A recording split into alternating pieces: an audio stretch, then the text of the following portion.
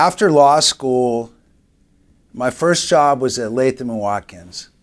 Huge firm, huge international corporate firm. But, I succeeded. I was very, very highly thought of there. But I knew that I wanted to try cases. And so I took a job at the U.S. Attorney's Office. I was a federal prosecutor. And while there, I wanted to try more cases than anyone else.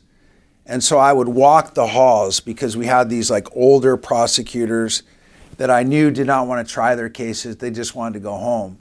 And so I would say, hey, you got any trials coming up? And they would say, yeah, I have, this one. And I'd say, you want me to take that off your hands? And they'd be, sure. And they would give it to me and I would go try the case. And so I tried more cases there than anyone ever had in the period of time I was there. But I wanted to help the little guy. And I realized I was very good at being in trial.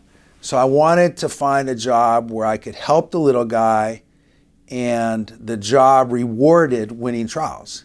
So that, of course, was being a personal injury lawyer.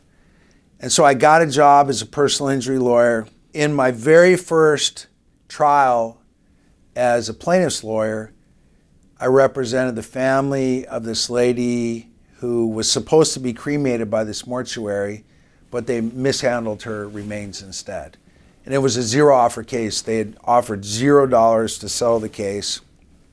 I take the case to trial and I get a $1.6 million verdict. And all of a sudden people are, saying, who's John Gomez? Who is this guy? What kind of verdict is this? Is this a one and done kind of deal?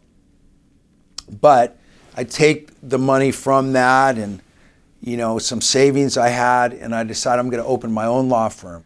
And so the very first case I try at my new law firm is a very high-profile wrongful death case arising out of the murder of a husband by a woman here in San Diego. And so we sue her employer and her. It's a zero offer case, and the verdict comes back $106 million. And it's on TV every day. And so that's two kind of head-scratching verdicts I get very early in my career. And so I'm actually named before my law firm's even been open a year, I'm named the Trial Lawyer of the Year here in San Diego.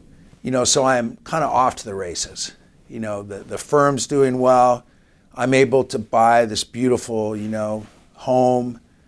I have the success and I'm being recognized as one of the best in the state, and people are talking about me. But for me, that early success was really the culmination of a whole lot of really hard work over the years and a really firm commitment to,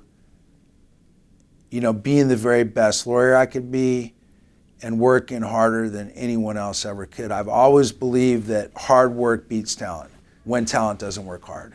I teach that to my kids. I try to teach that to my employees, and I believe it myself.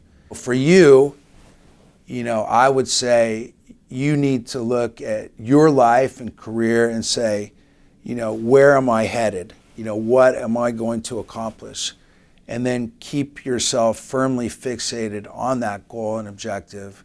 And know that if you take care of yourself the way you need to and you keep your eye on the ball, then you can make those goals a reality for yourself. The reason I've had any kind of success, apart from taking care of me, is setting a goal and stopping at nothing to achieve that goal. And so for you, if you want that kind of success, you need to do the same thing. You can't let anything get in your way, and you can't hesitate in doing everything that it takes to get to where you want to be.